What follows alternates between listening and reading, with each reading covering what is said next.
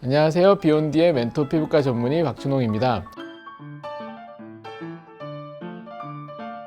오늘은 갱년기 안면홍조 증상에 대해서 좀 알아보고자 합니다. 자, 갱년기라고 하면 영어로 클라이맥테릭 또는 메노포즈라고 얘기하는데요. 월경이 영구적으로 중단되는 시기 또는 월경이 자연히 없어지는 시기는 그 연령대가 대개 44세에서 52세까지가 80%를 차지한다고 하고, 그리고 49세의 절정에 달한다고 합니다. 그래서 대부분 49세에서 52세 정도 시작된다 이렇게 알려져 있고요. 의학적으로는 1년 이상 질출혈이 전혀 없는 경우 또는 난소에서 여성 호르몬 생성이 감소돼서 혈중 에스트로겐 레벨을 체크했을 때 감소되는 경우에 갱년기에 들어왔다라고 이야기할 수가 있습니다. 이러한 변화 때문에 생기는 신체적 또는 정신적 이런 증세들을 갱년기 증상이라고 하는데요. 오늘은 그 중에서 가장 피부과적으로 연관이 있는 안면 홍조에 대해서 알아보도록 하겠습니다.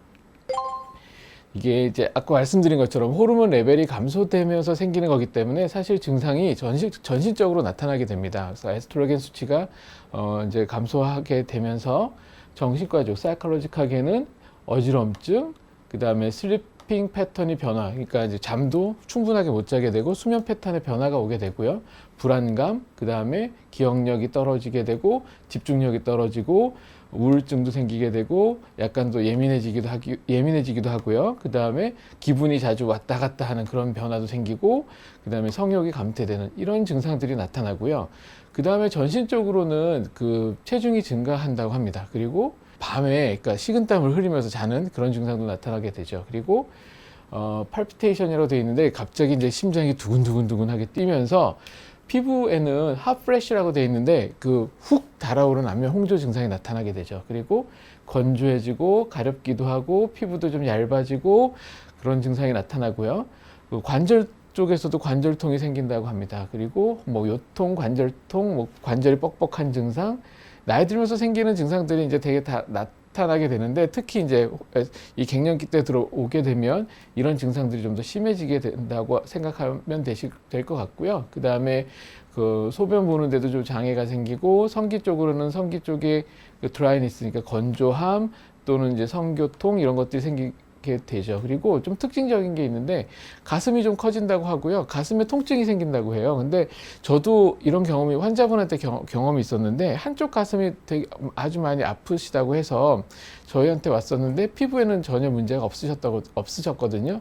근데 그분이 유방외과에 가서 검진 다 하고 MRI, 초음파 다 찍었는데 정상이라고 해서 유방외과에서는 특별히 할 게 없다. 그리고 이제 피부과에 오셨던 거예요. 근데 제가 생각해도 저희 피부과 쪽으로 전혀 문제가 없었고, 한쪽 가슴이 왜 이렇게 아플까, 한쪽 가슴만 계속 아프다 그러셔서 그래서 생각을 해봤더니 갱년기 증상도 같이 가지고 있으셨더라고요, 그분께서. 그래서 이게 갱년기 증상 때문에 가슴이 아플 수가 있구나 라고 저도 알게 되었던 케이스가 있는데, 실제로 이런 증상이 동반되면서 가슴이 아프거나 이런 증상이 있으면 갱년기 증상도 한번 생각해 볼 필요가 있고요. 그래서 아주 대표적인 게 성기의 건조함, 수면의 질 저하, 기분의 변화, 안면 홍조, 이게 이제 가장 겉으로 드러나는 증상이라고 생각하시면 되고, 생각보다 굉장히 많은 분들이 이런 증상을 겪고 계시죠.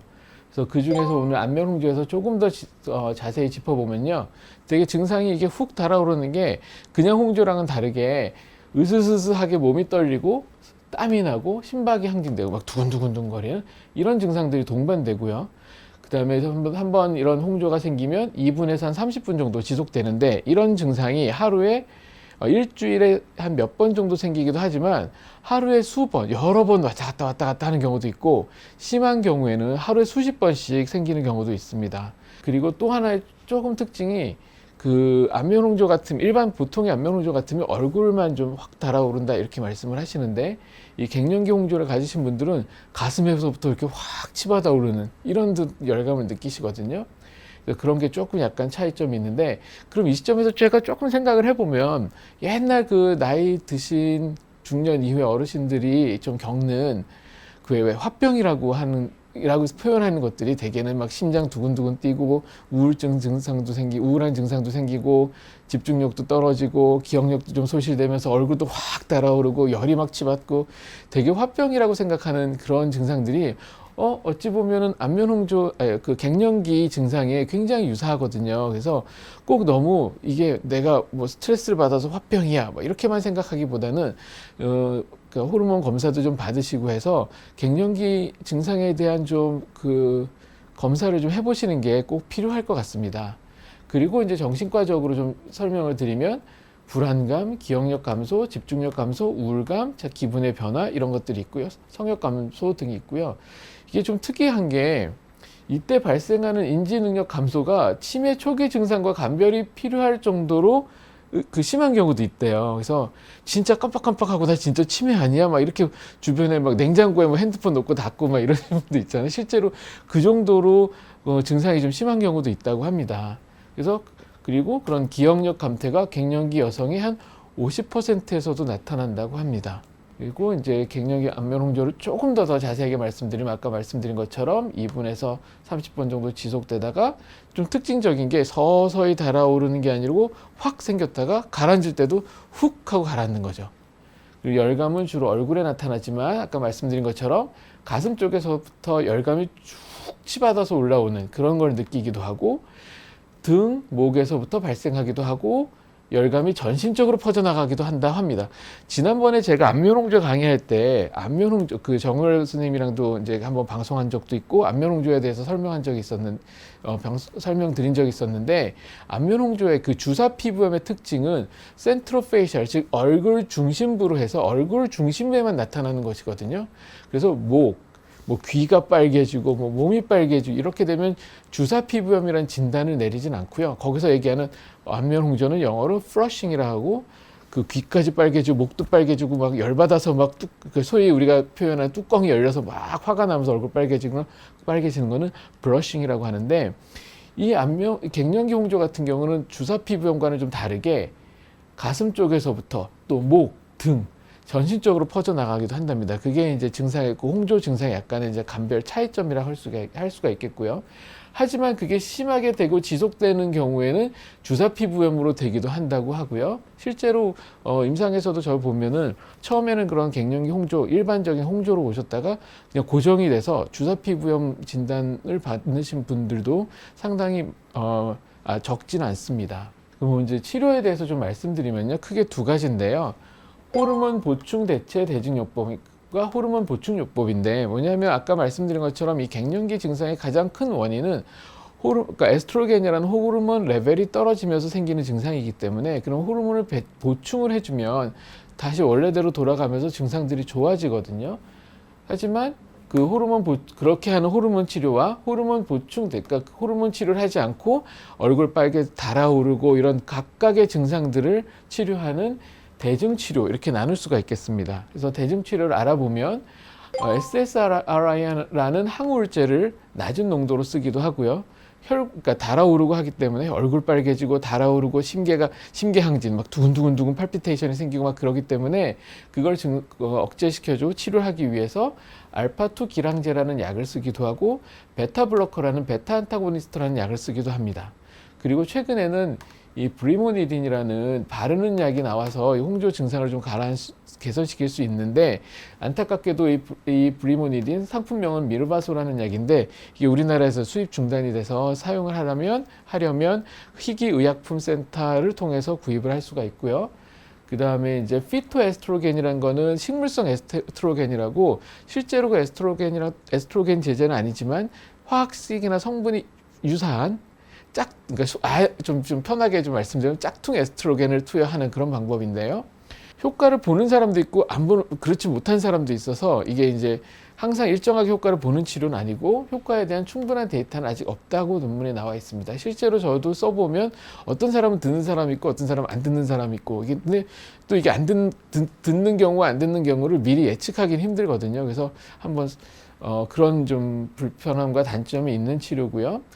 그러면 석류 같은 에스트로겐 많은 그렇죠. 그것도 도움이 좀 될 수 있고 아까 그런 게 이제 피토에스트로겐 거기에 해당하는 치료거든요. 그래서 꼭 어떤 그런 식물성 제제만이 아니더라도 그런 식품을 섭취하는 것도 도움이 충분히 될 수 있다고 생각합니다. EBD라고 써놨는데 이건 에너지 베이스 디바이스라고 해서 레이저를 비롯해서 피부과 적은 어떤 장비를 이용해서 하는 치료인데요. 펄스 다이레이저라고 하는 우리 흔히 알고 있는 뭐 DDR, 시너지, V빔 이런 이제 혈관 레이저라고 알려져 있는 레이저를 이용해서 치료를 하는 것이고, RF는 라디오 프리퀀시라는 전류를 이용하는 건데, 요거는 제가 좀 특별하게 조금 설명드릴 게, 그 갱년기 안면홍조를 비롯해서 홍조를 가지신 분들이 가장 불편해 하시는 게 열감이거든요. 열감 때문에 집중하기 힘들고, 또 가만히 있다가 열이 훅 받쳐오르면은 멘붕이 오면서 막 아무것도 못하게 되고 막 굉장히 신경질을 하게 되고 막 이런 경우가 많은데, 열감을 떨어뜨리는데 이 고주파가 굉장히 유용합니다. 그래서 제가 모 대학 기초의학교실과 지금 연구하고 있는 게, 그러니까 우리 몸에 열을 감지하는 수용체, 열 리셉터가 있는데, 그 TRPV1이라는 리셉터가 있는데, 이 고주파 치료를 했을 때 그 TRPV1 리셉터의 발현이 감소되는 거를 지금 확인을 하고 있고 실험을 하고 있거든요. 그래서 실제로 임상에서도 고주파 치료를 잘하면 열감 떨어뜨리는 거를 약 없이도 굉장히 많이 이제 유발할 수가 있어서, 그리고 또는 이 아까 말씀드린 이런 약제들의 사용량을 줄일 수가 있어서 그 치료에 굉장히 좀 의미가 있는 치료인 것 같고요. 그래서 이런 호르몬 보충 대체 대증요법, 약물과 레이저 장비를 사용하는 방법이 있고요. 또 하나는 대부분의 그 안면홍조의 증상을 그 갱년기 중년 여성분들이 갱년기 홍조를 가지고 계신 분들의 그 증상이 세 가지 증상이 세트로 나타나는 경우가 많은데요. 아까 말씀드린 얼굴 달아오르는 홍조 증상과 자고 일어나서 아침에 얼굴이 붓는 증상, 안면부 부종, 손발 차고. 그러니까 홍조가 생기고 자고 나서 일어났더니 얼굴이 좀 부어 있고 손발 차고. 이 세 가지 증상이 세트로 나타나는 경우가 있는데, 이런 경우는 우리 몸에 있는 세포의 미토콘드리아는 우리 몸에서 세포에서 호흡을 하는 기관이거든요. 그래서 혈액순환이 좋지 않아서 미토콘드리아의 그 기능이 떨어지고, 그렇기 때문에 이런 증상이 발생하는데, 혈액순환 개선 치료를 하게 되면 이 증상이 좋아지는 경우가 굉장히 많습니다. 약을 쓰지 않고도. 그래서 이제 베큐um 테라피인데, 이게 그 intermittent vacuum therapy라고 해서 이 통인데요. 이거 그림에서 보시는 것처럼 반신만 이 통에다 넣고 여기를 꽉 조인 다음에 이 안을 음압을 걸어줬다가 양압을 그러니까 압력을 넣었다 뺐다 해주면 우리 몸에서 혈액순환이 굉장히 좋아지거든요. 그 세포 재생도 좋아지고, 이런 치료를 해주면 이 세 가지 세트의 증상이 좋아지는 경우가 굉장히 많습니다. 근데 사실 이 장비는 안면홍조 치료하는 장비가 아니라 혈액순환 개선에서 그 재생을 유도해서, 왜 운동선수들 다친 다음에 부상당한 운동선수들을 빨리 재활시켜주는 그런 장비거든요. 그래서, 그리고 또 하나는 마지막에 그냥 가장 이제 그 끝판왕이 되겠죠, 치료에. 왜냐하면 에스트로겐 레벨이 떨어져서 발생한 거기 때문에 그걸 보충해 시켜주면 되는데, 이게 이제 왜 마지막에 하게 되고, 이게 왜 좀 약간의 문제를 있다고 생각하냐 하면, 호르몬 보충요법은 폐경 후 나타나는 여러 증상을 다 개선시켜 주는데, 유방암, 뇌졸중을 비롯한 심혈관계 질환, 치매 위험이 증가하게 되는 것이 가장 큰 걸림돌이라고 되어 있습니다. 그래서 우선 호르몬 테라피를 하기 전에 아까 말씀드린 대증 치료를 먼저 해보고, 좋아지면 좋고요. 만약에 그렇지 않으면 이제 호르몬 보충요법을 하게 되죠. 근데 이제 최근 논문들을 보면은 그런 이 호르몬 리플레이스먼트 테라피 보충요법을 했을 때 유방암의 발병 위험에서 큰 차이를 보이지 않는다는 논문도 나와 있고요. 또 패치형, 이게 먹거나 주사가 아니라 그냥 딱 피부에 붙이는 패치 형태의 약이 있어요. 그래서 패치 형태로 피부에 붙이는 에스트라디올이라는 이 제제를 이용한 약의 경우, 투약하는 방법의 경우는 심혈관계 질환 발생 위험이 먹는 약으로 이게 호르몬 보충요법을 하는 것보다 낮은 것으로 밝혀져서 좀 더 안전한 치료가 자꾸 개발되고 있다는 것을 알 수가 있습니다. 그래서 오늘은 그 갱년기가 언제부터 생기고 왜 발생하고 전신적으로 증상이 어떻게 생기고, 또 그 중에서 특히 정신과적인 문제, 그다음에 피부과적인 문제를 좀 짚어봤고, 피부과적인 문제에서 홍조에 대해서 좀 자세히 알아봤고요. 그다음에 그 치료법에 대해서 좀 설명을 드렸습니다. 그래서 아까 중간에 제가 말씀드린 것처럼 이런 증상들이 내가 진짜 스트레스 받아서 화병인가? 또는 막, 저 나쁜 저 사람 때문에 내가 막 이런 증상을 겪는 거지. 막, 이렇게만 단순하게 생각하지 마시고요. 정말, 그럼 내가 이 나이 때 이런 증상들이 있으면, 호르몬 에스트로겐이라는 호르몬이 내 몸에서 좀 떨어지면서 생기는 그런 증상일 수도 있겠구나라고 생각을 해보시고 일단 호르몬 수치 검사도 좀 해보시고 이런 갱년기에 들어와서 생기는 이런 증상에 대해서 조금 더 적극적으로 좀 대처를 하시면 앞으로 좀 더 생활이 편해지시고 그러니까 소위 얘기하는 라이프 퀄리티가 굉장히 좋게 유지가 될 수 있을 것 같고요. 제가 말씀드리고 싶은 건 또 말씀드리지만 조금 더 적극적으로 대처를 하시는 게 좋을 것 같다고 제가 말씀드리고 싶습니다. 감사합니다.